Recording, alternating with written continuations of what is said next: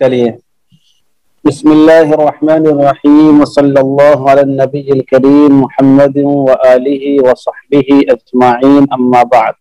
مادہ نمبر 84 ہے المواعید باکتساب صور التعالیق تکون لازمة۔ المواعید باکتساب صور التعالیق تکون لازمة۔ تعلیق کی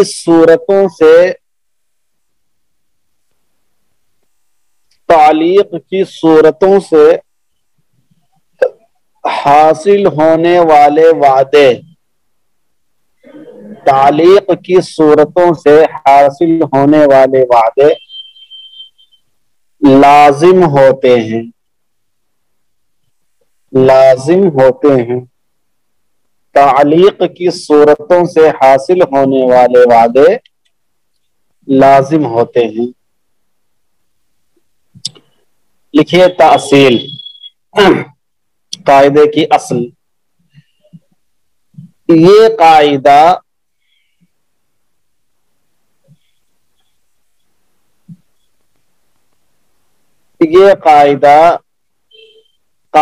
نمبر 81، یہ قاعدہ نمبر 81 کی فرع ہے۔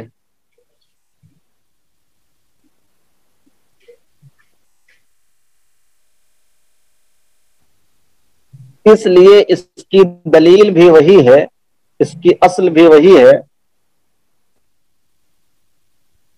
جو اس سے پہلے والے قاعدے کی ہے، جو قاعدہ نمبر 81 کی ہے، جو قاعدہ نمبر 81 کی ہے۔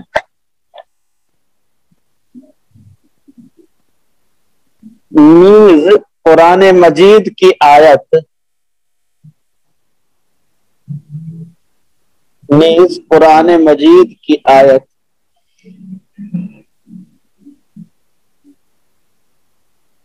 اوفوا بالعہد ان العہد کان مسئولا، وَأَوْفُوا بِالْعَهْدِ إِنَّ الْعَهْدَ كَانَ مَسْئُولًا،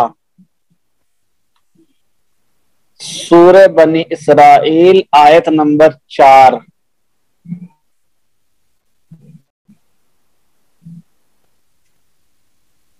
سورہ بنی اسرائیل آیت نمبر 4 بھی ہے۔ حوالہ لکھیے درر الحکام جلد 1 صفحہ 87، درر الحکام جلد 1 صفحہ 87۔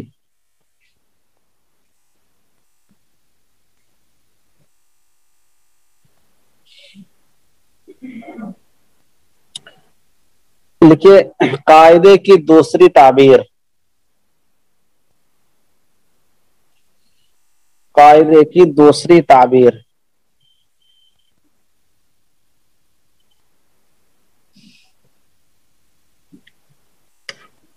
اس قاعدے کی دوسری تعبیر لکھیے المواعید بصور التعالیق، المواعید بصور التعالیق تکون لازمۃ۔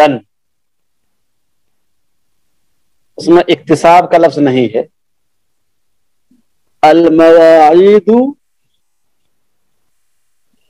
بصور التعالیق تکون لازمۃ،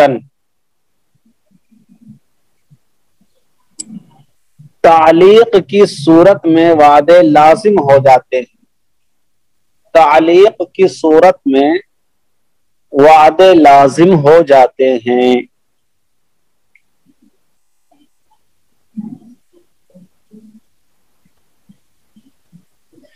لکھیے تشریح،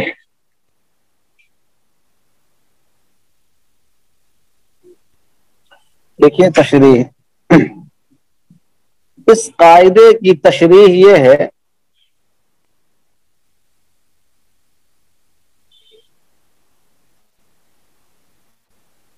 اس قاعدے کی تشریح یہ ہے کہ وہ وعدے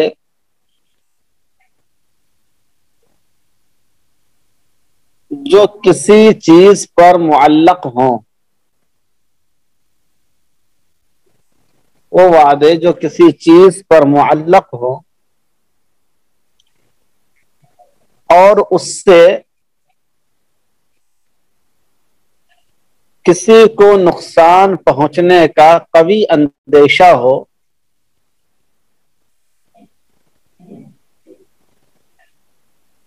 تو وہ وعدے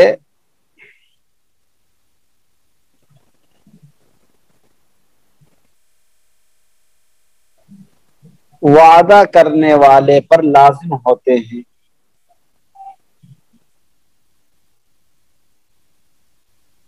یعنی اس کا پورا کرنا ضروری ہوتا ہے، یعنی اس کا پورا کرنا ضروری ہوتا ہے۔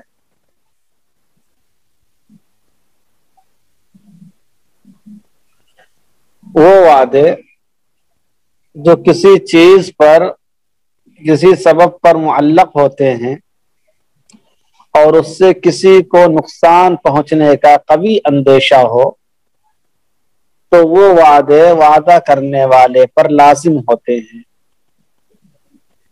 یعنی وعدے کا پورا کرنا ضروری ہوتا ہے، یعنی وعدے کا پورا کرنا ضروری ہوتا ہے۔ البتہ وہ وعدہ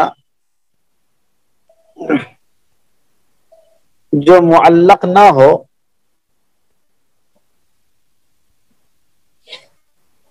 وہ لازم نہیں ہوتا ہے۔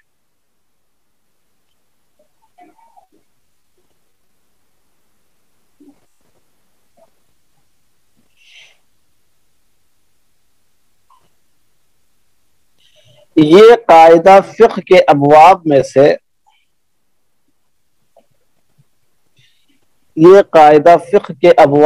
سے صرف بیع اور کفالہ میں نافذ ہوتا ہے، صرف بیع اور کفالہ میں نافذ ہوتا ہے۔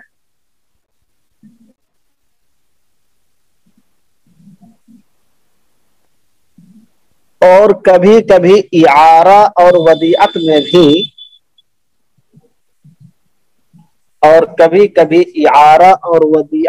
بھی نافذ ہو جاتا ہے۔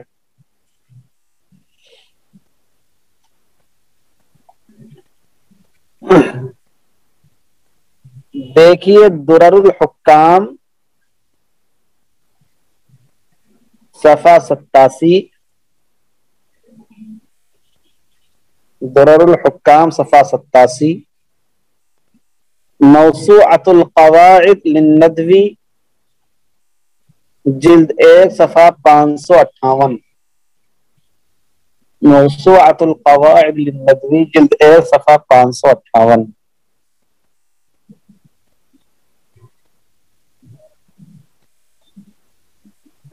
اب لکھیے وعدے کی قسمیں، وعدے کی قسمیں اور احکام، وعدے کی قسمیں اور احکام۔ لکھیے وعدے کی 2 قسمیں ہوتی ہیں، وعدے کی 2 قسمیں ہوتی ہیں۔ نمبر 1 وعدے عام، وعدے عام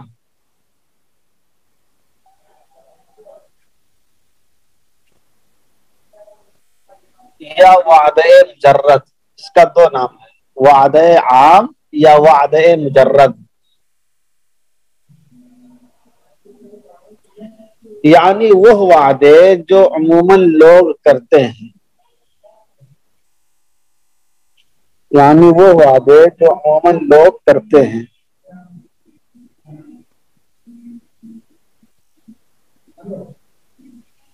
جیسے کوئی کہتا ہے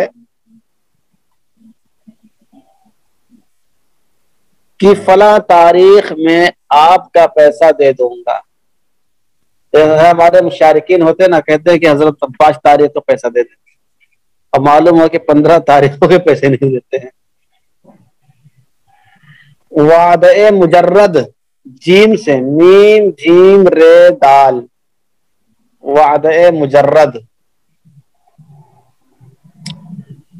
لکھا. وعدہ عام یا وعدہ مجرد یعنی وہ وعدے جو لوگ عموماً کرتے ہیں، جیسے کوئی کہتا ہے کہ فلاں تاریخ میں آپ کا پیسہ دے دوں گا. نمبر 2، وعدہ معلق بالشرط.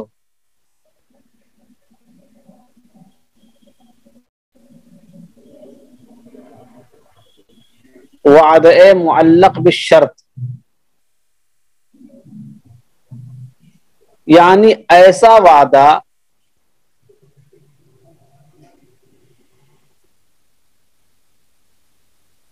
جو کسی شرط کے ساتھ معلق ہو، یعنی ایسا وعدہ جو کسی شرط کے ساتھ معلق ہو اور اس میں ادوات تعلیق کا استعمال ہوا ہو.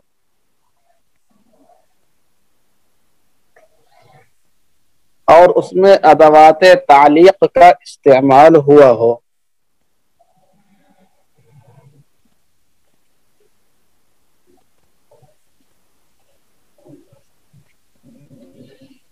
جیسے کسی نے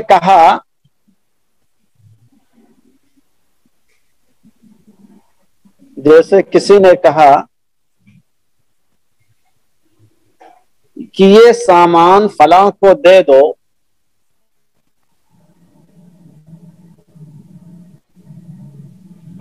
یہ سامان فلاں کو دے دو. اگر اس نے قیمت نہیں دی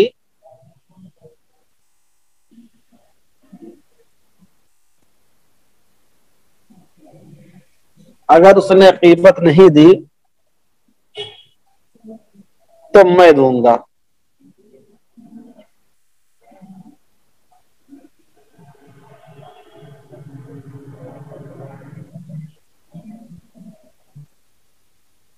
جی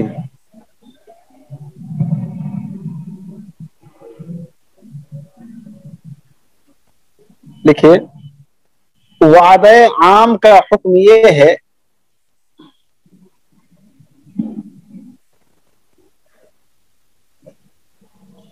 وعدہ عام کا حکم یہ ہے کہ اس کو دیانتاً پورا کرنا واجب ہوتا ہے. اس کو دیانتاً پورا کرنا واجب ہوتا ہے.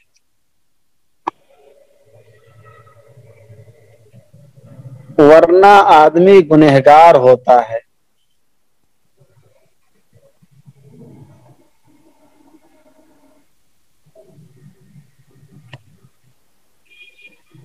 ہے.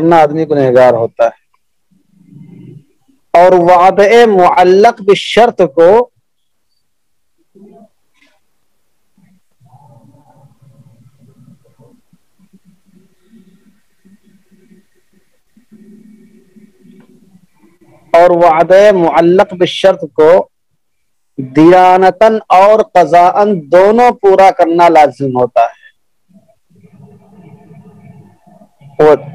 وعدہ معلق بالشرط کو دیانتاً اور قضاءً دونوں طرح پورا کرنا لازم ہوتا ہے.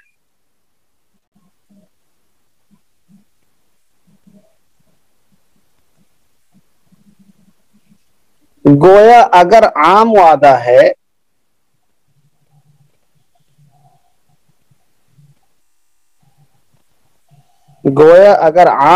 ہے اور وہ عدالت تک پہنچ جائے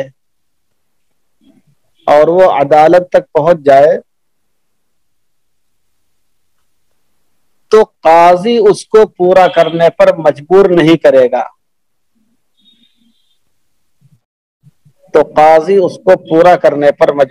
کرے گا.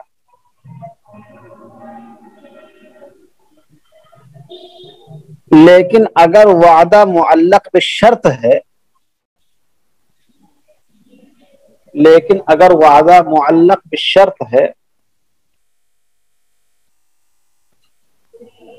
اور وہ عدالت میں پہنچ گیا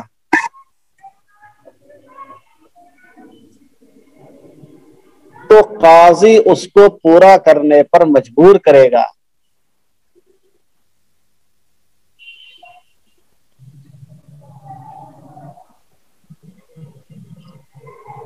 اس قاعدے کا تعلق کسی دوسری قسم کے وعدے سے ہے۔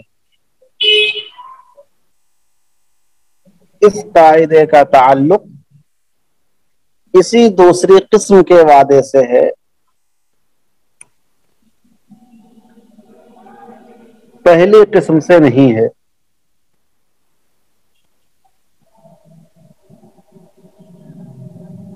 بات سمجھ میں آئی؟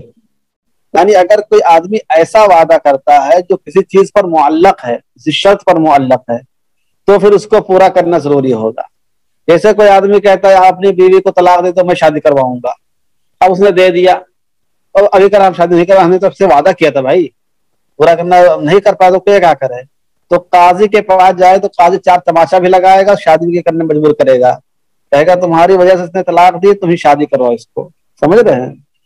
کسی نے کہا بھائی اپنا یہ چھپر کیا گھر کیا بنا رکھے فالتو والا، چلو تم اس کو ختم کرو، میں پردھان ہوں، میں تم کو قانونی دلواتا ہوں، اچھا گھر بنواؤ۔ اب اس نے اپنا چھپا اجاڑ پھینک دیا، اب ٹھنڈی آ رہی، گھر ہی نہیں بنوا رہا ہے، اس کا قانونی نہیں دے رہا ہے اس کو، پردھان کہہ رہا ہے قانونی نہیں آ رہی ہے، تو پردھان کو مجبور کیا جائے گا۔ تمہارے جیسے اس نے تمہارے وعدے میں اس نے اپنا نقصان کر لیا۔ سمجھ رہے ہیں؟ اچھا، جو عورتیں ہوتی ہیں وہ عام طور سے وعدے عام اسی لیے کرتی ہیں، ان کے لیے وعدے عام وعدے معلق میں شرط برابر ہوتا ہے۔ سمجھ رہے ہیں؟ وہ کہیں گے آج باہر سے کھانا لے کر آؤ، آج آپ کے سر میں تیل لگا دیں گے، باہر سے کھانا بھی لے آؤ سر میں تیل نہیں لگائیں گی۔ سمجھ رہے؟ ان کا وعدہ تیرے وعدے پہ جیے ہم تو یہ جان چھوٹ جانا کہ خوشی سے مر نہ جاتے اگر یہ تبار ہوتا۔ خیر ان کے وعدوں کا کوئی مسئلہ نہیں ہے، کم سے کم یہ تو معلوم ہو کہ وعدے کی بھی دو قسمیں ہوتی ہیں۔ سمجھ رہے ہیں؟ چلیے، تو یہ ہو گیا قاعدہ، ہو گیا قاعدے کی اصل، قاعدے کی تشریح، قاعدے اور اس کی دونوں قسمیں اور دونوں کا حکم۔ اچھا، حوالے سے لکھ لیجئے، شرح القواعد الفقہیہ صفحہ 426، شرح القواعد الفقہیہ صفحہ 426۔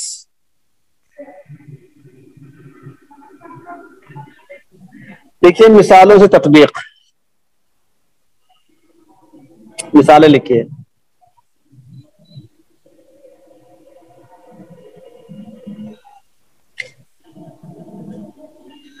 کسی نے دائن سے کہا،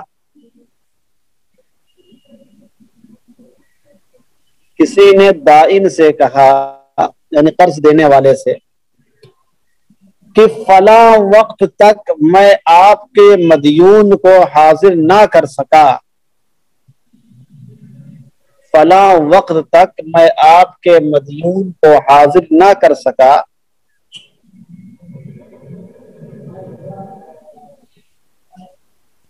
تو تمام قرضوں کا ذمہ دار میں ہوں، تو تمام قرضوں کا ذمہ دار میں ہوں۔ دائن سے کہا کہ فلاں وقت تک میں آپ کے مدیون کو حاضر نہ کر سکا، تو تمام قرضوں کا ذمہ دار میں ہوں، اور میں قرض ادا کرنے کا وعدہ کرتا ہوں۔ مطلب اس کو موقع دلا رہا ہے مدیون کو، کہہ رہا ہے کتنے دن تک اس کی گرفتاری مت کرنا، اس کو پریشان مت کرنا، وہ دے دے گا، نہیں دے گا تو میں دوں گا۔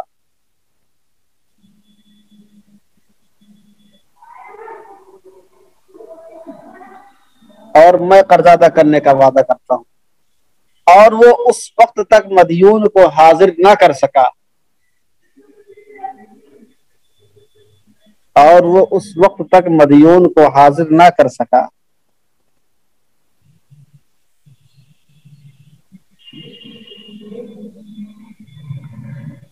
تو اس کے اوپر اس وعدے کو پورا کرنا لازم ہوگا۔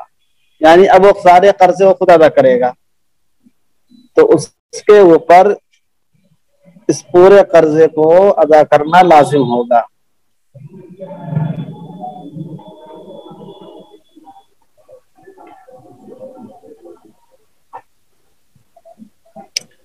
ایک مثال اور لکھیے،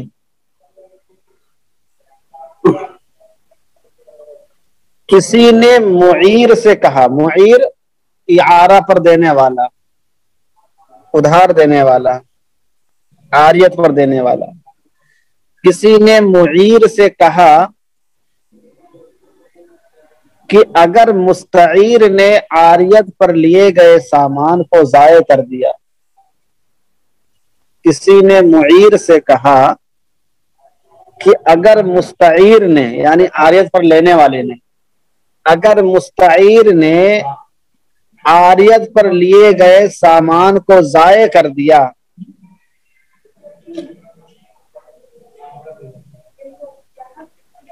تو اس کی بھرپائی کا میں وعدہ کرتا ہوں۔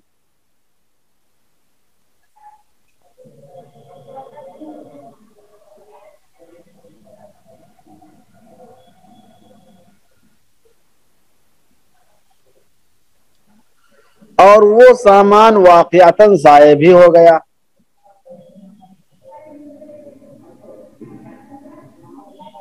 اور وہ سامان واقعتاً ضائع بھی ہو گیا،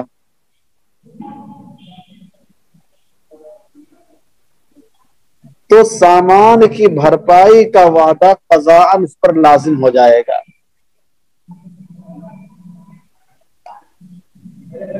تو سامان کی بھرپائی کا وعدہ قضاءً اس پر لازم ہو جائے گا۔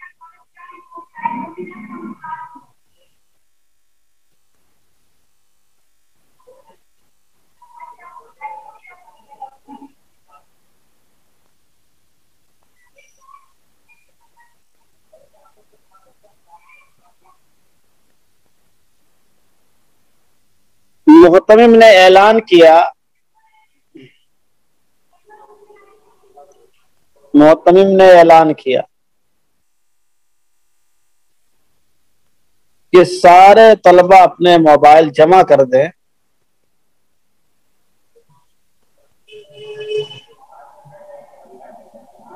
اور ششماہی کی چھٹی کے دن سب کے موبائل واپس کر دیے جائیں۔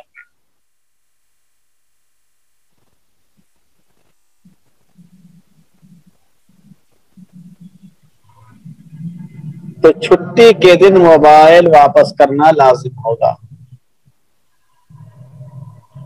المواعید باکتساب صور التعالیق تکون لازمۃ، تعلیق کی صورتوں سے حاصل ہونے والے وعدے لازم ہوتے ہیں۔ چلیے، اور بہت سی مثالیں آپ کے ذہن میں خود آ رہی ہوں گی، اس کی 2-3 مثالیں لکھ لیجیے، آسان قاعدہ ہے، کوئی مشکل نہیں ہے۔ آگے ایک قاعدہ بہت اہم آ رہا ہے، یہ ہے الخراج بالضمان، الخراج بالضمان۔ یہ قاعدہ الخراج بالضمان، ترجمہ لکھیے، فائدہ زمان سے متعلق ہے، فائدہ زمان سے متعلق ہے،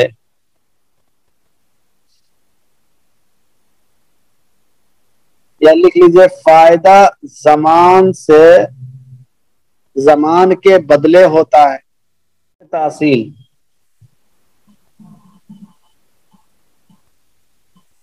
یہ قاعدہ خود حدیث مبارکہ کا جملہ ہے،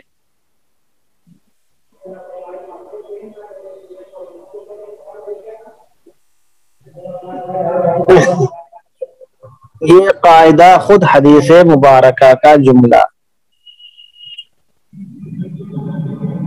یہ حدیث سنن الترمذی،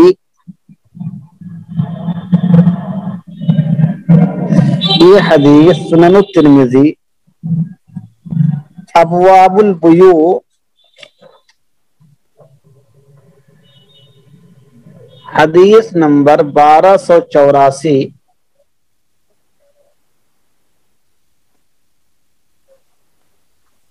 میں موجود ہے۔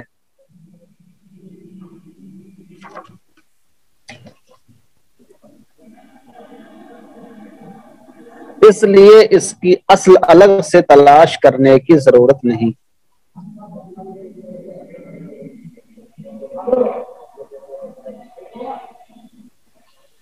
المدخل الفقہی العام، حوالہ لکھیے، المدخل الفقہی العام، جلد 2 صفحہ 1036، جلد 2 صفحہ 1036۔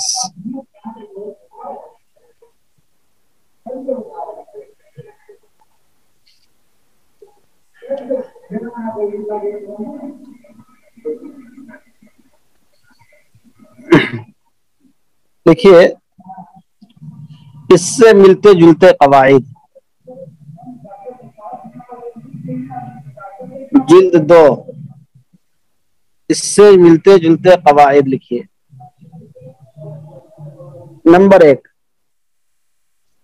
الغلۃ بالضمان، الغلۃ بالضمان، الغلۃ بالضمان۔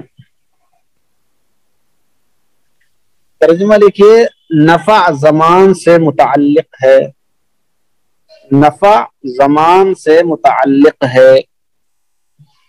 جسیم الدین تم پنکھا چلائے ہو اور ہم لوگوں پہ کیا مصیبت گزر رہی پوچھو۔ یہاں اتنی ٹھنڈک ہے کہ ہم لوگوں کا باہر نکلنا مشکل ہو رہا ہے، اور ہم لوگوں کو چڑھا رہے ہو پنکھا چلا چلا کے۔ یہ دیکھیے، ہاں، الغلۃ عربی میں غین ہی ہوتا ہے، گاف نہیں ہوتا ہے۔ الغلۃ بالضمان۔ ایک عقائدہ لکھیے، الغرم بالغنم،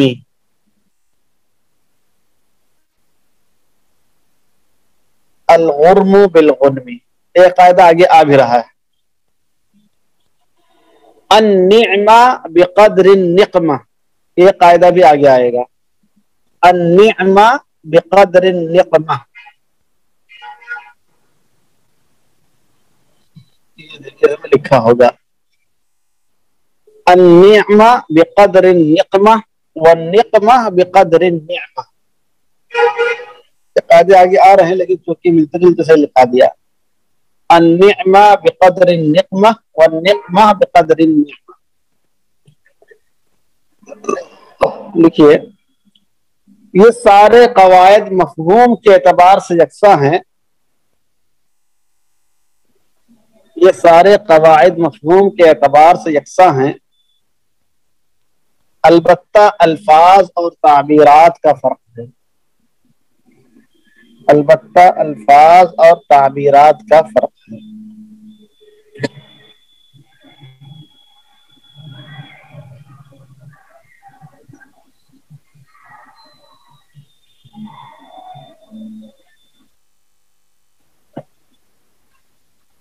لکھیے، خراج اور زمان کا مطلب،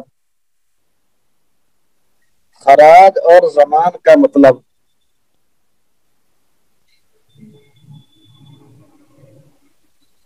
لکھیے، الخراج كل منفعة منفصلة، الخراج كل منفعة منفصلة حصلت من عين مملوكة، الخراج كل منفعة منفصلة حصلت من عين مملوكة۔ خراج ہر ایسی منفعت کو کہتے ہیں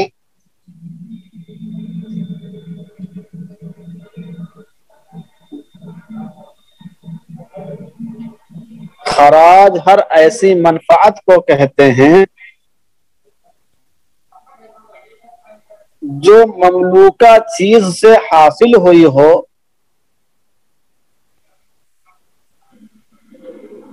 جو مملوکہ چیز سے حاصل ہوئی ہو اور مملوکہ چیز سے الگ ہو۔ حاصل تو اسی سے ہوئی ہو لیکن وہ الگ ہو. الخراج کل منفعت منفصلۃ حصلت من عین مملوکہ. خراج ہر ایسی منفعت کو کہتے ہیں جو مملوکہ چیز سے حاصل ہوئی ہو اور مملوکہ چیز سے الگ بھی ہو. حوالہ لکھیے اچھا ایک اور لکھ لیجیے اس کا بھی. زمان سے مراد کیا ہے؟ المراد بالضمان فی القاعدہ المراد بالضمان فی القاعدہ ما يتحمله الغارم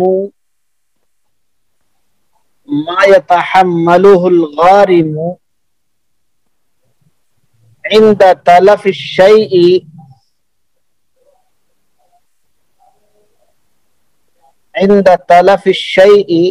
تلف يتلف تلفا تلف ہونا ضائع ہونا. عند تلف الشيء في رد مثله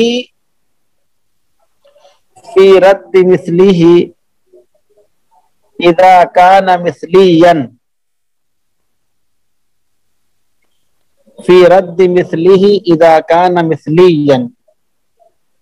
او قيمته اذا كان قيميا.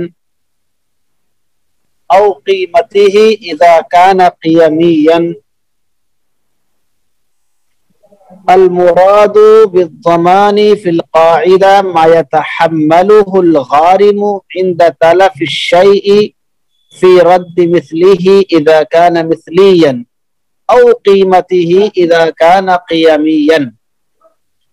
یعنی زمان سے مراد اس قاعدے میں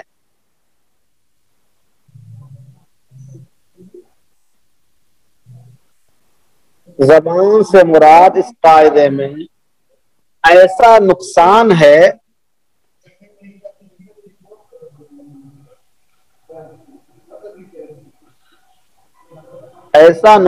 ہے جس کو انسان برداشت کرتا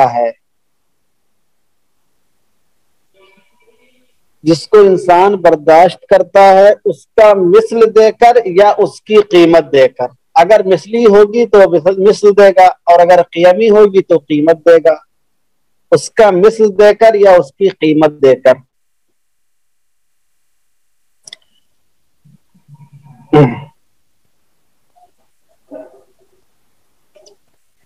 حوالہ لکھیے القواعد الکلیہ صفحہ 312. القواعد الکلیہ صفحہ 312.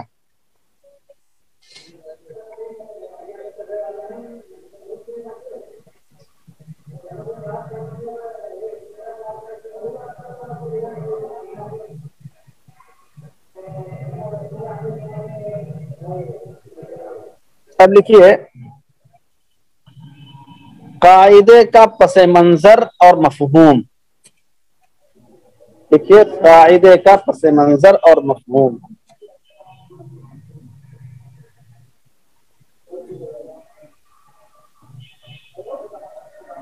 دیکھیے اس قاعدے کا پس منظر یہ ہے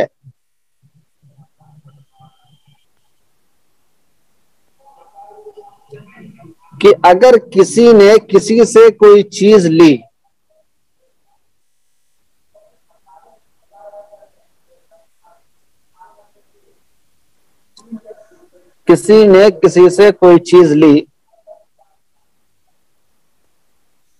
اور بعد میں کسی وجہ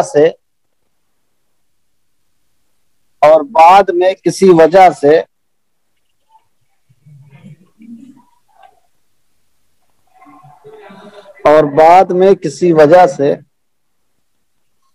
مثلاً عیب کی وجہ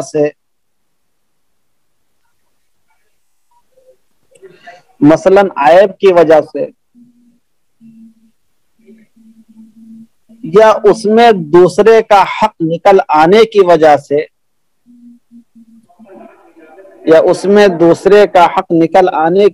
سے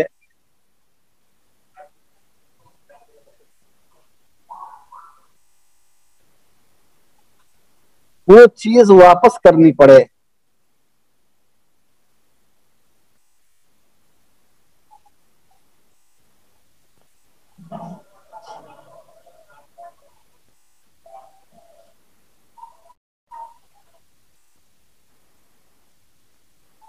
واپس کرنی پڑے تو اس دوران کا کرایہ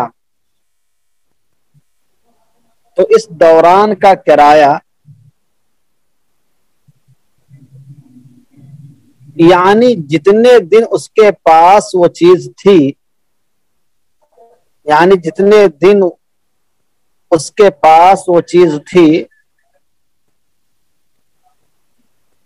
دینا پڑے گا یا نہیں؟ سمجھ رہے ہیں؟ تو اس دوران کا کرایہ یعنی جتنے دن اس کے پاس وہ چیز تھی دینا پڑے گا یا نہیں، جتنے دن تک اس کے پاس وہ چیز رہی. جیسے آپ موٹر سائیکل لے کر آئے، اب آپ نے 4-5 دن چلایا، بعد میں معلوم ہے کہ اس کا انجن تو پہلے سے کھلا ہوا ہے، اب جا کے واپس کرنے کے لیے تو 4-5 دن جو آلریڈی آپ گاڑی چلا چکے ہیں تو اس کا کرایہ دینا پڑے گا نہیں دینا پڑے گا؟ ارے پسند سمجھ میں آ رہی ہے نہیں آ رہی ہے؟ اس کا پس منظر یہ ہے کہ اگر کسی نے کسی سے کوئی چیز لی اور بعد میں کوئی ایسی صورت پیش آ جائے، کوئی وجہ پیش آ جائے جس کی وجہ اس کو واپس کرنا پڑے، تو لینے اور واپس کرنے کے دوران جو اس نے اس سامان کو استعمال کیا ہے اس کا پیسہ، اس کا معاوضہ، اس کا ہرجانہ، اس کی قیمت یا اس کا کرایہ دینا پڑے گا یا نہیں دینا پڑے گا؟ سمجھ رہے ہیں؟ اور اگر اس میں کوئی زیادتی ہو گئی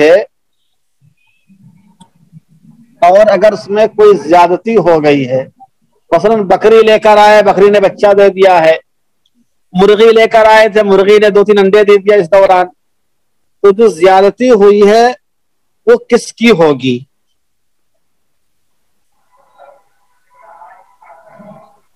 کس کی ہوگی؟ یہ قاعدہ اسی پس منظر کے لیے ہے.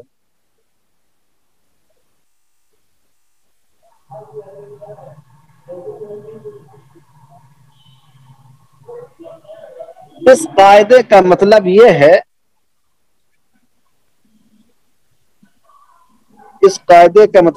ہے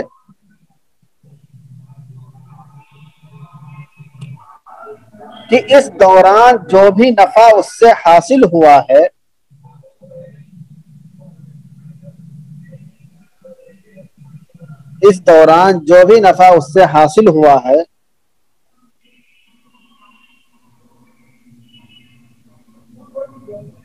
وہ اسی شخص کا ہوگا جس کے ضمانت میں وہ چیز تھی.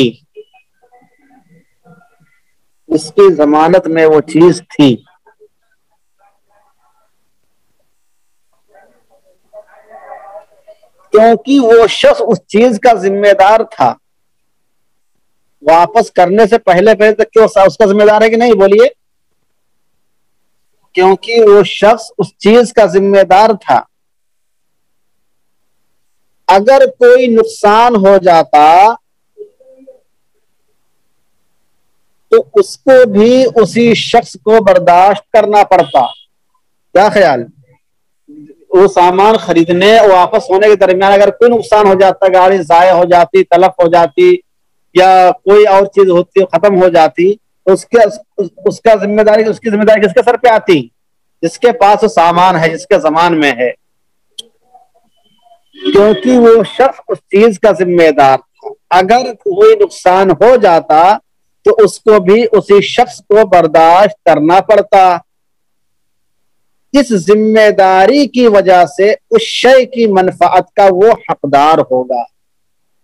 اس ذمہ داری کی وجہ سے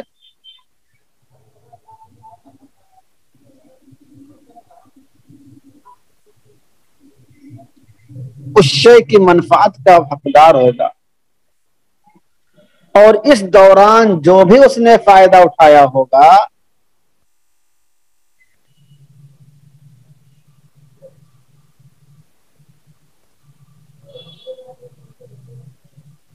اس کا کوئی کرایہ نہیں دینا ہوگا.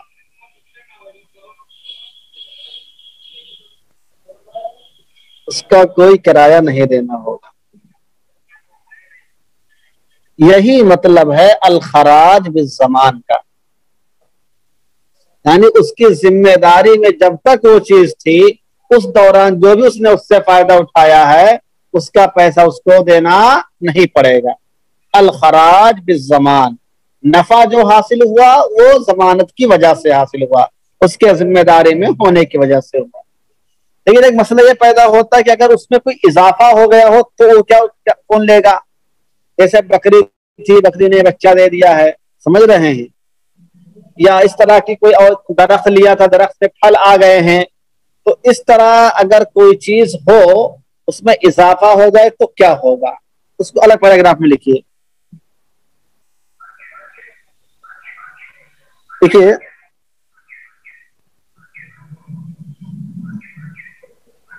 اگر اس سامان یا چیز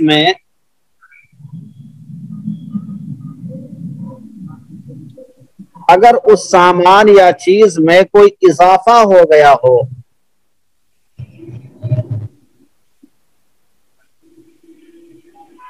تو وہ اضافہ کس کا ہوگا؟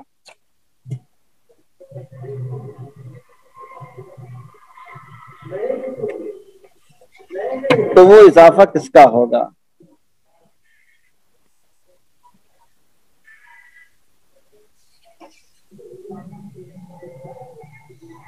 اس سلسلے میں شیخ زرقہ لکھتے ہیں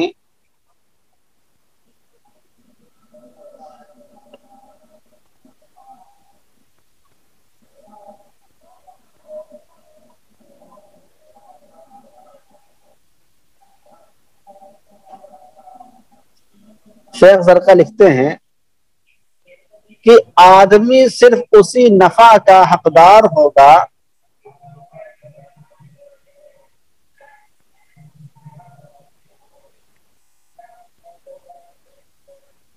جو اصل کے اندر سے پیدا نہ ہوئی ہو.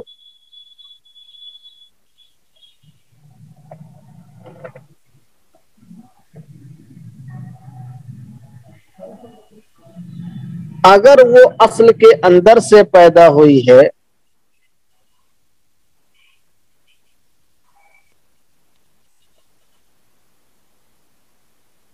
جیسے جانور نے بچہ دے دیا ہے،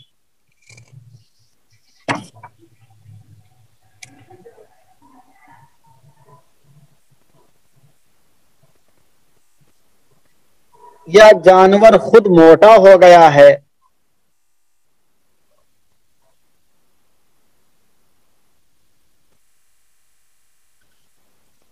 یا درختوں میں پھل آ گئے ہیں،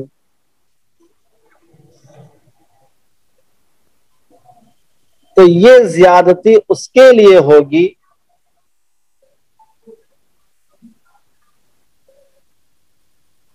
جو اس کا اصل مالک ہوگا.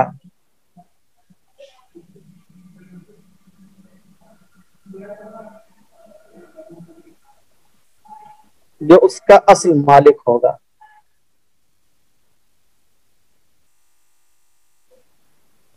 یعنی جس کے پاس وہ سامان لوٹ کر جائے گا.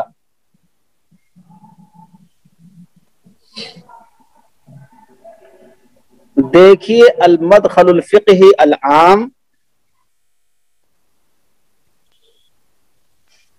جلد 2 صفحہ 1037، جلد 2 صفحہ 1037.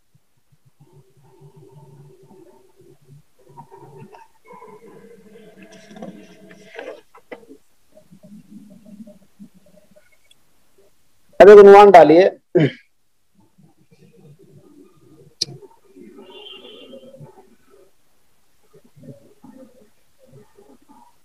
ایک عنوان ڈالیے،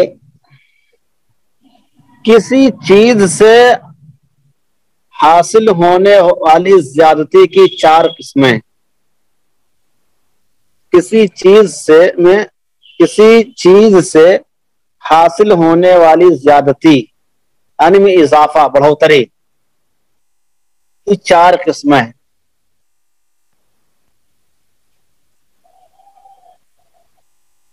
نمبر 1، زیادت متصلہ متولدہ من الاصل.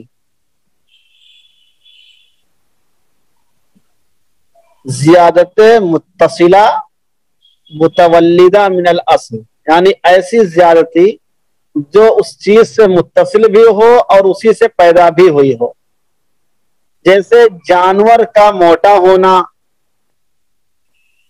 درخت کا بڑا ہو جانا۔ اب اگر درخت جانور موٹا ہو گیا کسی کے پاس، آپ نے کوئی جانور خریدا، ایک مہینہ آپ کے یہاں رہا تو اچھا خاصا موٹا ہو گیا، تو اب آپ کہو گے بھیا یہ جانور ہمارے رہ کے موٹا ہو، اس کو ہم آدھا کاٹ کے تب دیں گے، سمجھ رہے ہیں؟ یہ نہیں مانا جائے گا۔ زیادت متصلہ متولدہ من الاصل، جیسے ایسی ذاتی جو اصل شے سے متصل ہو اور اسی سے پیدا ہوئی ہو، جیسے جانور کا موٹا ہونا، پیڑ کا بڑا ہونا وغیرہ۔ نمبر 2، زیادت متصلہ بالاصل، زیادت متصلہ بالاصل غیر متولدہ من الاصل، زیادت متصلہ بالاصل غیر متولدہ بالاصل یا من الاصل، زیادت متصلہ بالاصل غیر متولدہ من الاصل، یعنی ایسا اضافہ جو اصل کے ساتھ متصل تو ہو لیکن اس سے پیدا نہ ہوا ہو،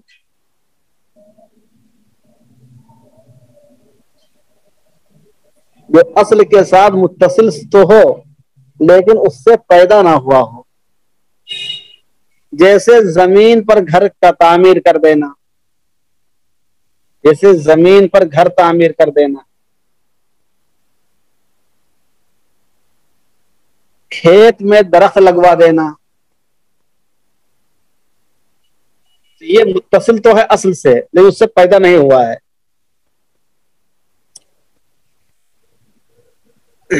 زیادت متصلہ بالاصل غیر متولدہ من الاصل۔ نمبر 3، زیادت منفصلہ، زیادت منفصلہ متولدہ من الاصل، زیادت منفصلہ متولدہ من الاصل،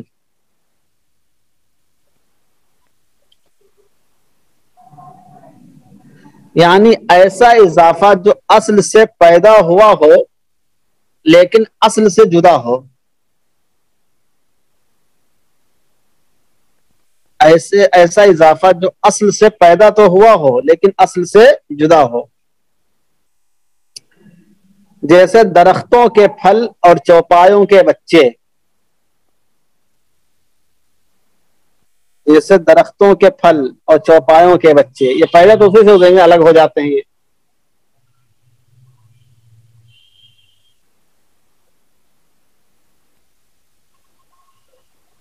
بات سمجھ آ رہی کہ نہیں آ رہی ہے؟ مولانا انس صاحب بات سمجھ آئی؟ نمبر 4، زیادت منفصلہ غیر متولدہ من الاصل، زیادت منفصلہ غیر متولدہ من الاصل،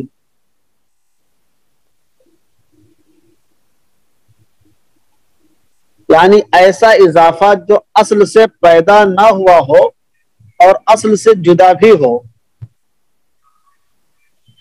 جو اصل سے پیدا نہ ہوا ہو اور اصل سے جدا بھی ہو، جیسے گاڑی کا کرایہ اور گھر کا کرایہ وغیرہ، جیسے گاڑی کا کرایہ، گھر کا کرایہ وغیرہ۔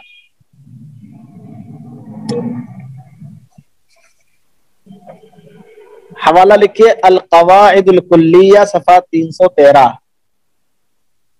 القواعد الکلیہ صفحہ 313۔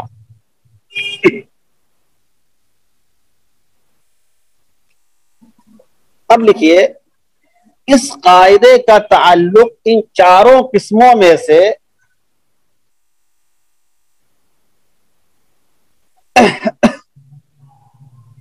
اس قاعدے کا تعلق ان چاروں قسموں میں سے آخری قسم سے ہے،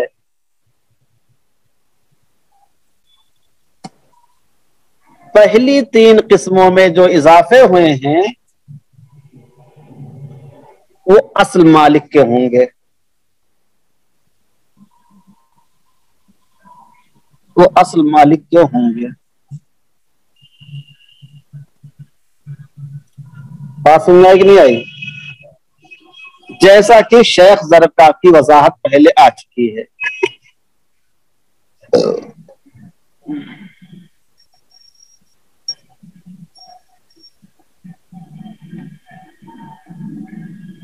جی اب چلیے لکھتے ہیں اس کی تطبیقات، مثالیں. نمبر 1، مثال لکھیے. قاعدہ سمجھ میں آیا کہ نہیں آیا بولیے؟ اس قاعدے کا مفہوم یہ ہے کہ اگر کسی آدمی کے پاس کوئی سامان آئے اور پھر اس کو واپس کرنا پڑے تو اس دوران جو اس نے اس کو استعمال کیا ہے، جو اس کو نفع حاصل ہوا ہے، تو وہ کس قسم کا نفع اٹھا سکتا ہے. اگر ایسا نفع حاصل ہوا ہے جو جانور جو اس سامان کے اندر ہی اضافہ ہے تو اس کو روک نہیں سکتا ہے، یا اسی سے حاصل ہوا ہے لیکن وہ الگ ہے تو اس کو نہیں لے سکتا ہے. لیکن ایسا جو اس سے حاصل تو ہوا لیکن اس سے پیدا نہیں ہوا ہے اور اس سے الگ بھی ہے، جیسے گاڑی کا کرایہ ہوتا ہے، مکان کا کرایہ ہوتا ہے، سمجھ رہے ہیں، یا گاڑی کو استعمال کر لیا، یا چارور پہ سامان لاد کے لے کر گیا، پہنچایا اپنے گھر تک کے. تو اس طرح کی جو چیزیں ہوں گی جس سے اس میں کوئی اس سے وہ چیز وجود میں نہ آئی ہوئی ہو، اس کے استعمال سے اس کا فائدہ ہوا ہو، تو وہ جو خراج ہوگا اس کا کوئی تاوان نہیں دینا پڑتا ہے، اس نفع کا کوئی جرمانہ نہیں دینا پڑتا ہے، اس نفع کا کوئی آپ کو الگ سے کرایہ نہیں دینا پڑتا ہے، بلکہ وہ جو ذمہ داری آپ کے پاس تھی اس ذمہ داری کے عوض میں اتنے کی چھوٹ آپ کو مل جاتی ہے. یہ مفہوم ہے الخراج بالضمان کا. بات سمجھ میں آئی کہ نہیں آئی؟ جی مثال لکھیے، مثال سے بات واضح ہوگی. ایک مثال لکھیے. مشتری نے عیب کی وجہ سے سامان کو واپس کیا. مشتری نے عیب کی وجہ سے سامان کو واپس کیا. تو اس دوران جو اس نے سامان کو استعمال کیا ہے،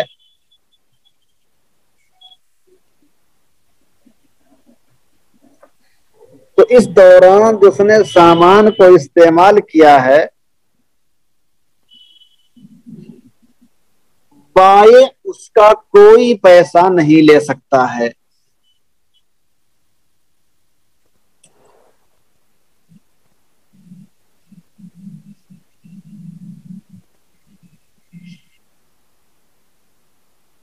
اس کا کوئی پیسہ نہیں لے سکتا ہے کیونکہ وہ نفع اس کے زمان کی وجہ سے ملا ہے.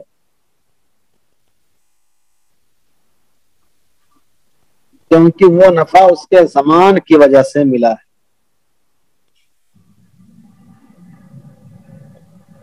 چنانچہ اگر وہ سامان ضائع ہو جاتا، چنانچہ اگر وہ سامان ضائع ہو جاتا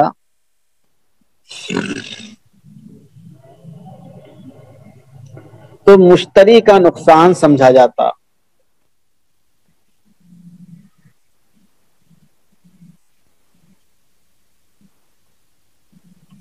اور قاعدہ ہے الخراج بالزمان، زمان کی وجہ سے اس کا نفع اس کو حاصل ہوگا. نمبر 2، کسی نے کوئی مکان خریدا،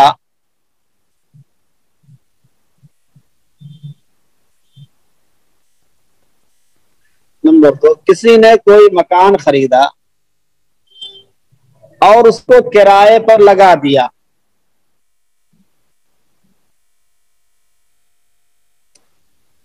کسی نے کوئی مکان خریدا اور اس کو کرائے پر لگا دیا، پھر 1 سال کے بعد کوئی اس مکان کا مستحق نکل آیا، یعنی معلوم ہے کسی اور کا مکان ہے، جس کا بیچا تو اس کا ہے ہی نہیں.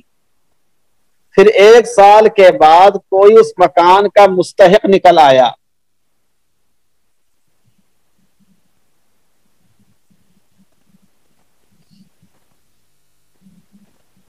جس کی وجہ سے وہ مکان اس کو واپس کرنا پڑا، جس کی وجہ سے وہ مکان اس کو واپس کرنا پڑا.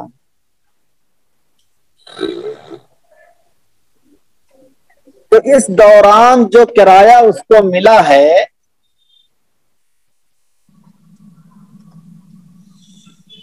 تو اس دوران جو کرایہ اس کو ملا ہے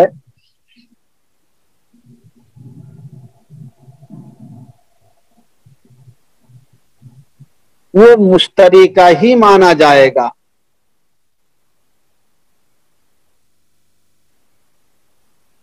وہ مشتری کا ہی مانا جائے گا. مکان کے اس کے زمان میں ہونے کی وجہ سے.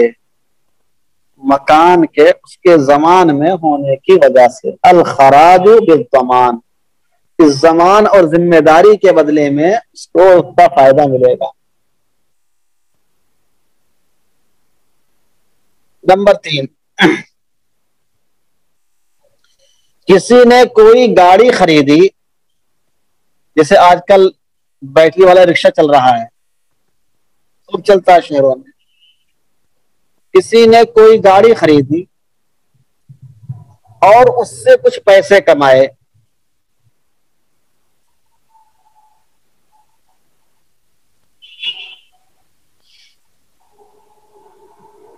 لیکن گارنٹی کی وجہ سے اس کو وہ گاڑی کمپنی کو واپس کرنی پڑی، یعنی اس میں کوئی فالٹ آ گیا. لیکن گارنٹی کی وجہ سے اس کو وہ گاڑی کمپنی کو واپس کرنی پڑی.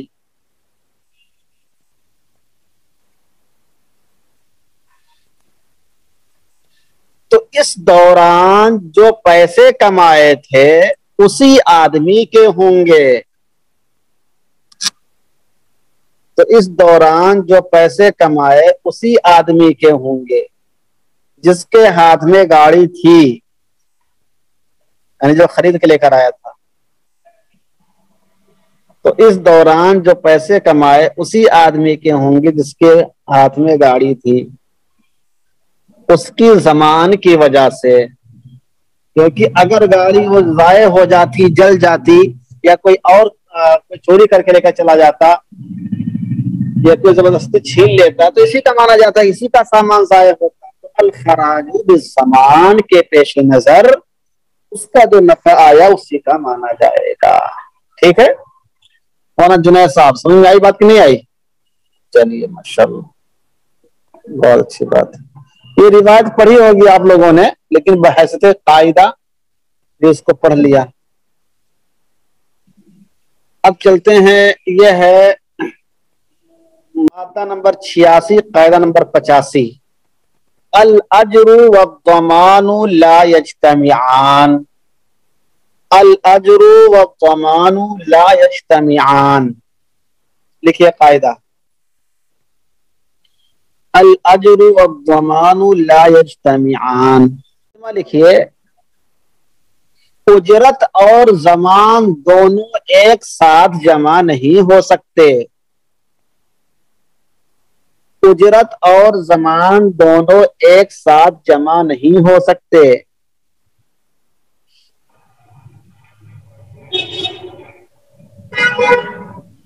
اجرت اور ضمان ایک ساتھ جمع نہیں ہو سکتے. لکھیے تاصیل، اس قاعدے کی اصل الخراج بالضمان ہے.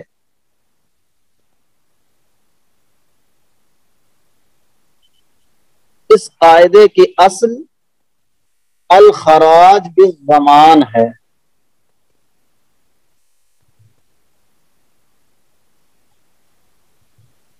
وجہ استدلال یہ ہے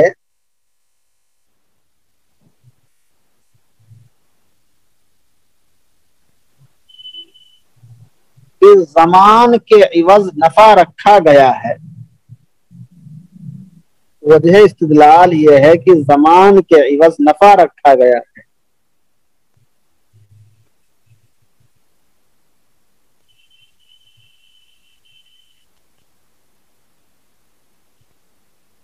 چنانچہ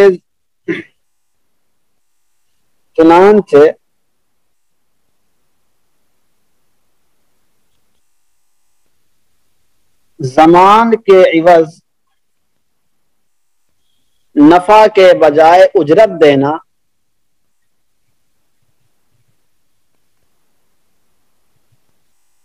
یہ درست نہیں ہو سکتا ہے.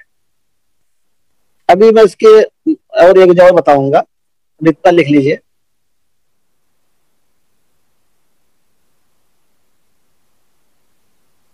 درست نہیں ہو سکتا ہے. اس کا حوالہ لکھیے.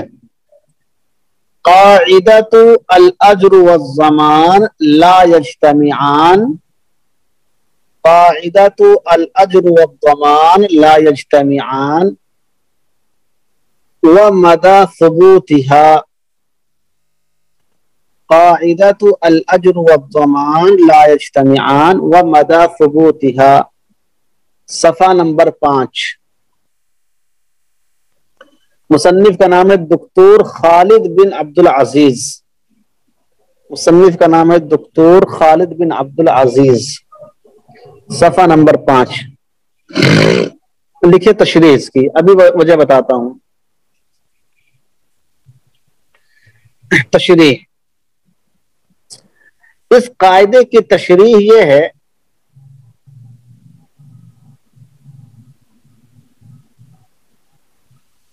کہ ایک ہی وقت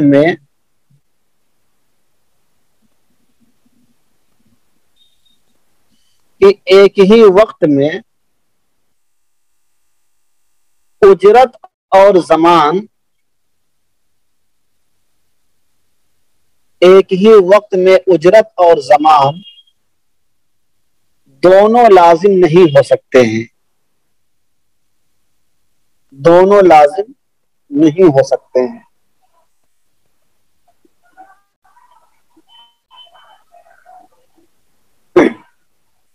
مثلا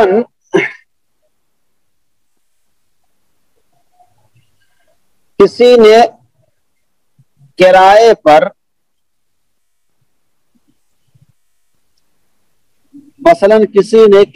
پر کسی کا کھچر لیا،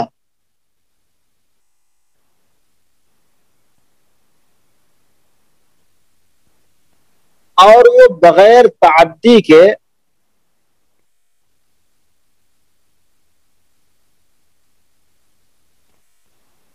کرایہ دار کے پاس مر گیا.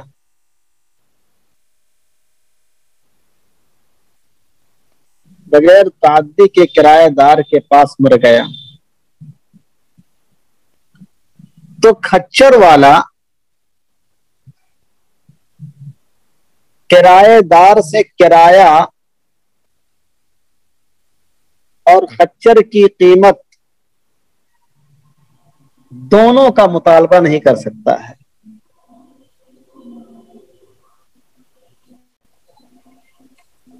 دونوں کا مطالبہ نہیں کر سکتا ہے.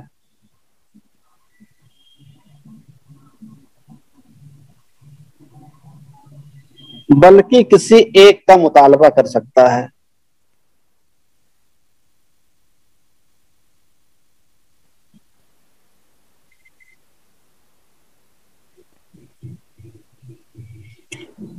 دیکھیے درر الحکام صفحہ 89. دیکھیے درر الحکام صفحہ 89.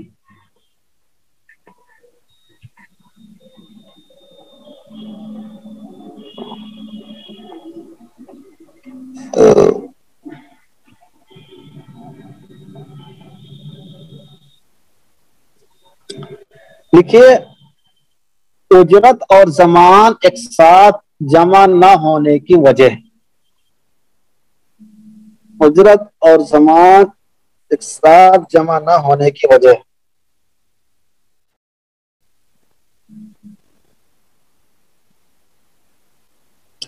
دیکھیے اجرت اور زمان کے ایک ساتھ جمع نہ ہونے کی اجرت اور زمان کے ایک ساتھ جمع نہ ہونے کی بنیادی وجہ یہ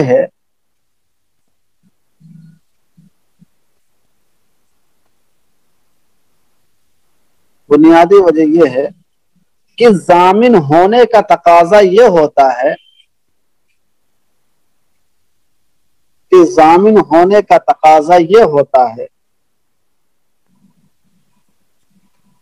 کہ انسان کو اس کا مالک تصور کیا جائے.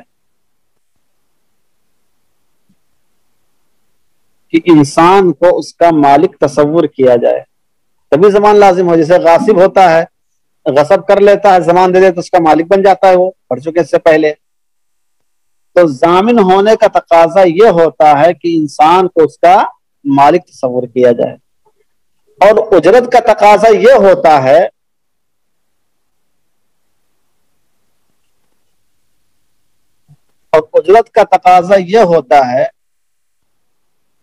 کہ انسان کو اس چیز کا مالک تصور نہ کیا جائے. ابھی تو اجرت پہ لے کر آیا ہے. اگر کرایہ دار نہیں ہوگا تو ذات کی مکان ہوگا تو کرایہ کیوں دے گا بولیے. اور اجرت کا تقاضا یہ ہوتا ہے کہ انسان کو اس چیز کا مالک تصور نہ کیا جائے. گویا اجرت اور زمان ایک دوسرے کی ضد ہیں. گویا اجرت اور زمان ایک دوسرے کی ضد ہیں.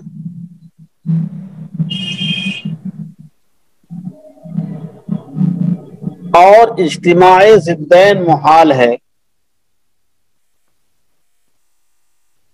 اور اجتماع ضدین محال ہے.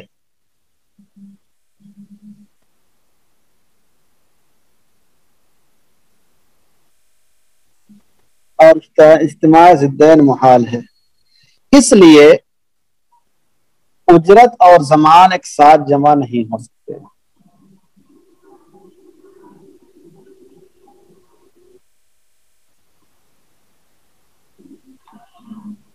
حوالہ لکھیے القواعد الفقہیہ و تطبیقاتها فی المذاہب الاربعہ.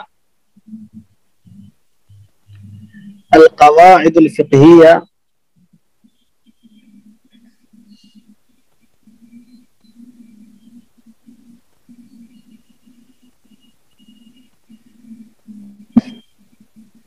جی اجرت لی ہوئی چیز میں کچھ نقصان ہو جائے تو معاوضہ دینا پڑے گا یا نہیں دینا پڑے گا. اچھا یہ سوال قبل از وقت ہے، سمجھ رہے ہیں. چلیے لکھا آپ نے القواعد الفقہیہ و تطبیقاتها فی المذاہب الاربعہ، جلد 1 صفحہ 547. جلد 1 صفحہ 547. اب لکھیے اس قاعدے پر عمل کرنے کی شرطیں. اس قاعدے پر عمل کرنے کی شرطیں.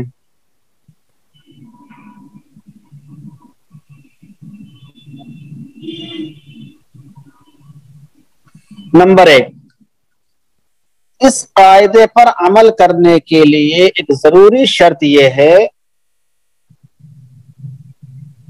اس قاعدے پر عمل کرنے کے لیے ایک ضروری شرط یہ ہے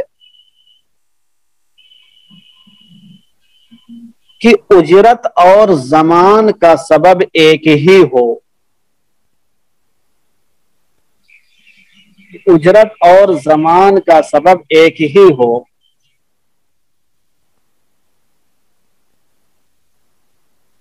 اگر سبب مختلف ہوں تو اجرت اور زمان جمع ہو سکتے ہیں.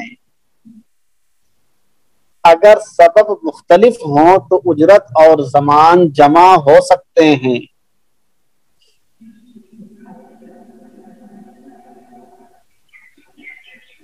مثلا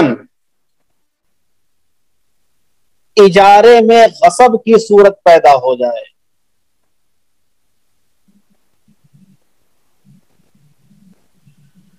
مثلا اجارے میں غصب کی صورت پیدا ہو جائے.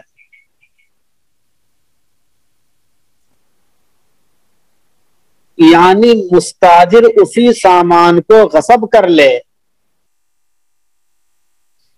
یعنی مستاجر اسی سامان کو غصب کر لے اور پھر وہ سامان ضائع ہو جائے.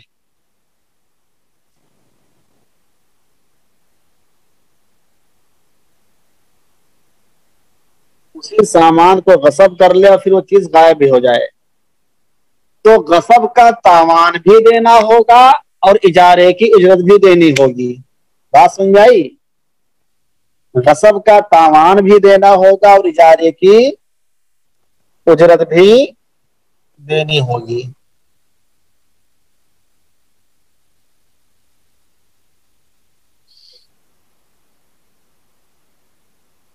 نمبر 2، اس قاعدے کی دوسری شرط یہ ہے، اس قاعدے کی دوسری شرط یہ ہے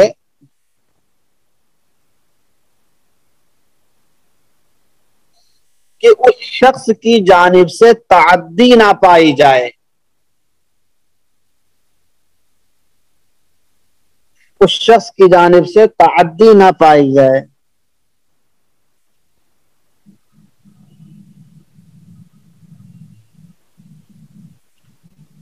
اگر تعدی پائی جائے گی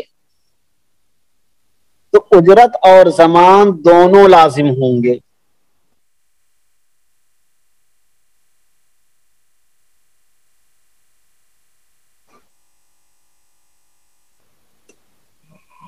اجرت اور زمان دونوں ہی لازم ہوں گے. جیسے کوئی شخص جانور کرائے پر لے گیا، جیسے کوئی شخص جانور کرائے پر لے گیا اور اس پر اتنا بوجھ لاد دیا کہ وہ دب کر مر گیا. اس کی طاقت سے زیادہ لاد دیا. سوچا گدھا ہے تو گدھا ہی ہوگا. سمجھ رہے ہیں؟ تو مستاجر یہاں پر خود گدھا تھا اور اس پر اتنا بوجھ لاد دیا کہ وہ دب کر مر گیا. تو اجرت اور تاوان دونوں لازم ہے. تو ایسے کرائے پر لی ہوئی چیز پر اصلاً اجرت ہوگی، تاوان نہیں ہوگا. جیسے بیٹری رکشا خراب ہو جاتا ہے تو مالک کو بنوانا پڑتا ہے، اس لیے کہ جو کرائے پر لے کر جاتا ہے وہ نہیں دے پاتا ہے پیسہ. وہ تو جو روزانہ کا پیسہ دینا وہی دے گا. لیکن تعدی پائی جاتی تو اس کو کہا مالک کہتے تم بنوا کے تو کیوں لڑا دیے تھے، خود ایکسیڈنٹ کیا ہو تو کوئی کیا کرے، تم بنواؤ. اب جیسے یہ، لیکن اب بعض لوگ یہ ہوتے ہیں جیسے کیا کہتے ہیں ہمارے یہ ٹینٹ ہاؤس والے، ان کے یہاں سے کوئی سامان لے کر آئیں گے تو وہ سامان جو ہے وہ لوگ بھی غالباً اگر سامان ٹوٹ گئے تو اس کا پیسہ نہیں لیتے ہیں. اس کا سامان جو ضائع ہو گیا، اس کی کرسی ٹوٹ گئی ہے تو کرسی کا پیسہ آپ سے لے لیں گے. وہ اگر جگ غائب ہو گیا تو جگ کا پیسہ لے لیتے ہیں. اب ہو سکتا ہے کہیں پر عرف اور ہو کے دونوں لے لیتے ہوں، تو بہرحال دونوں لینا صحیح نہیں ہے، صرف پیسہ ہی لے سکتے ہیں. شادی بیاہ میں کچھ نہ کچھ تو ضائع ہو جاتا ہے، کچھ پھٹ جاتا ہی ہے. سمجھ رہے ہیں؟ ہاں. تو اجرت اور تاوان دونوں ہی لازم ہوں گے.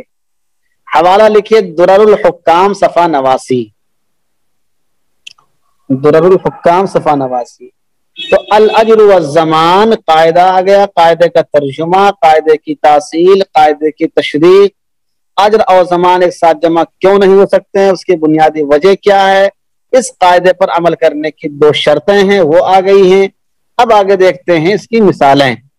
اس کے علاوہ دیکھیے کچھ چیزیں اور ہیں جو ایک ساتھ جمع نہیں ہوتی ہیں، لیکن وقت کی تنگ دامنی اس لیے اس کو نہیں چھڑیں گے. جیسے کہ عشر و خراج ایک ساتھ جمع نہیں ہوتے ہیں، قصاص و دیت ایک ساتھ جمع نہیں ہوتے ہیں، متع واجبہ اور مہر ایک ساتھ جمع نہیں ہوتا ہے، قتل اور وصیت ایک ساتھ نہیں جمع ہوتے ہیں، میراث اور وصیت ایک ساتھ جمع نہیں ہوتے ہیں، اجرت مع الشرکہ اور عین جمع نہیں ہوتے ہیں.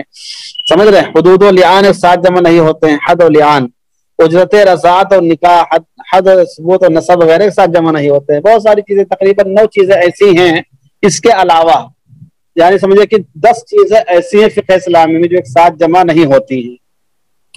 آپ چاہیں تو حوالہ لکھ لیجیے، وہاں پہ جا کے نوٹ کر لیجیے. شرح القواعد الفقہیہ صفحہ 434.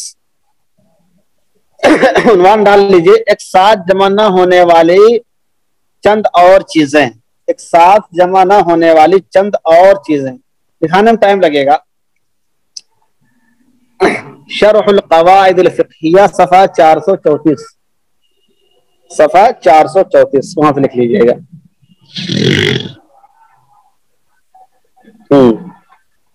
اچھا ایک چیز اور لکھ لیجیے، نوٹ. ایک چیز اور یاد آگے لکھ لیجیے، نوٹ لکھیے. یہ قاعدہ، نوٹ، یہ قاعدہ صرف فقہائے احناف کے یہاں قابل قبول اور قابل عمل ہے.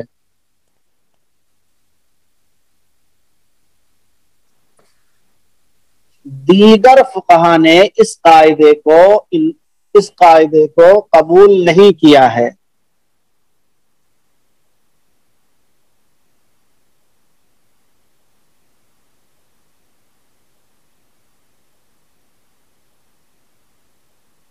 شیخ زرقا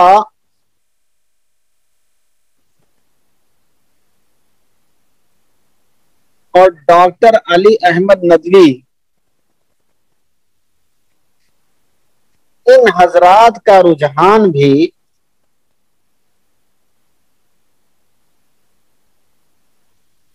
فقہائے احناف کے بجائے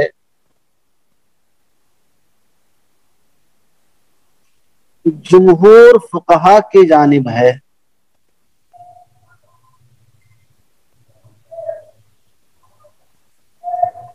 جمہور فقہا کی جانب ہے. ان حضرات کے پیش نظر یہ بات ہے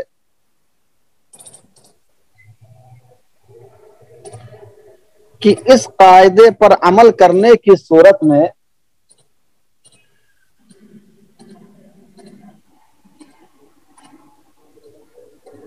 ہیلے بازی بڑھ جائے گی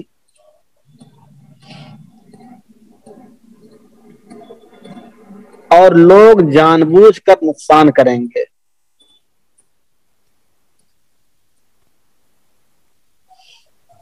دیکھیے المدخل جلد 2 صفحہ 1038. دیکھیے المدخل جلد 2 صفحہ 1038.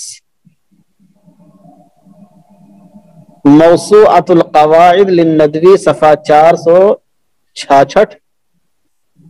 صفحہ 466 موسوعۃ القواعد.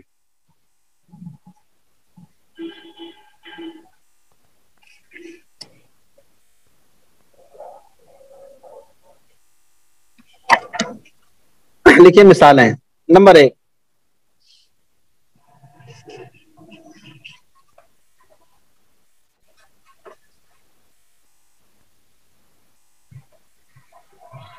جی جمہور فقہا جو ہے وہ یہ کہتے ہیں کہ یہ جس نیچے لکھایا گیا ہے نا کہ تعدی نہ پائی جائے، تو انہوں نے کہا کہ عام طور سے تو تعدی پائی جاتی ہے، تو آپ کے ہاں جو قاعدے پر عمل کرنے کی شرط ہے وہ عموماً پائی ہی جاتی ہے مگر اس کے کوئی نقصان نہیں ہوتا ہے.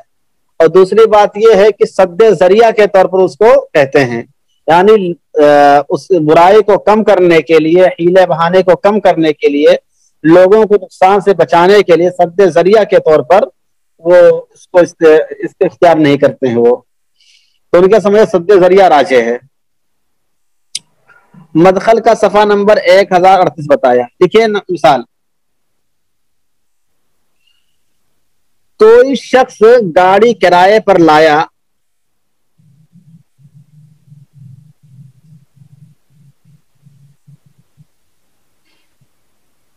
اور بلا تعدی اس میں کوئی نقصان ہو گیا.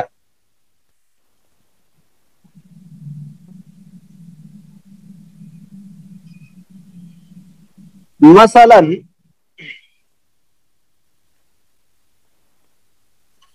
ٹائر پھٹ گیا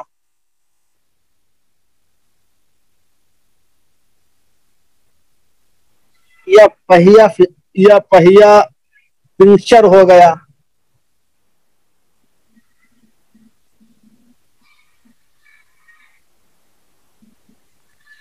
یا گیئر نے کام کرنا بند کر دیا،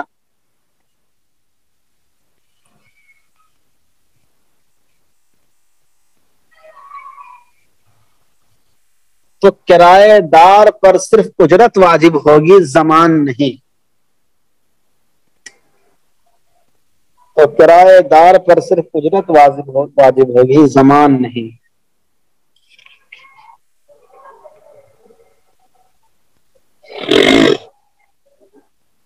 نمبر 2،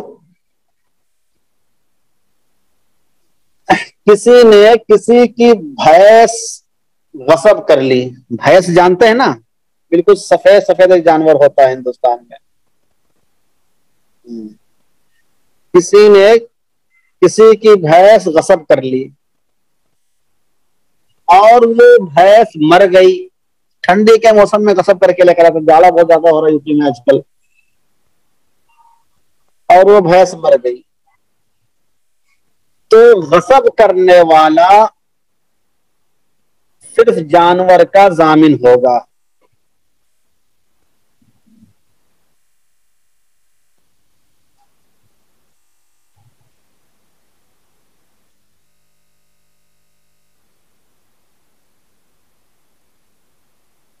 کچھ دنوں تک اگر اس کو استعمال کیا ہو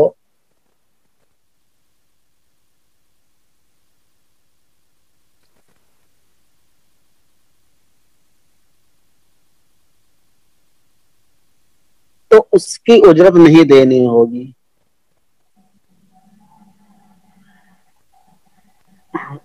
بھینس مر گئی تو صرف بھینس کا ضامن ہوگا. اس کو اگر کچھ دنوں استعمال کیا ہو تو اس کی اجرت نہیں دینی ہوگی.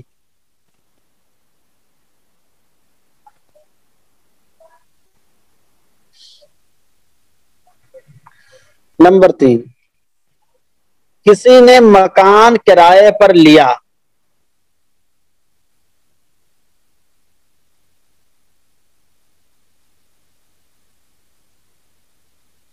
اور اس کی دیوار بوسیدگی کی وجہ سے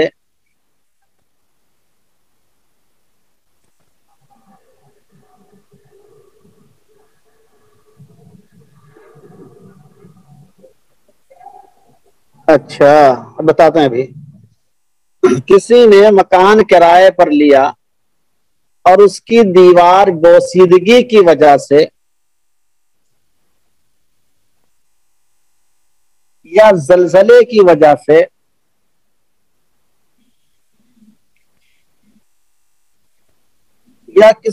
یا بغیر کسی سبب کے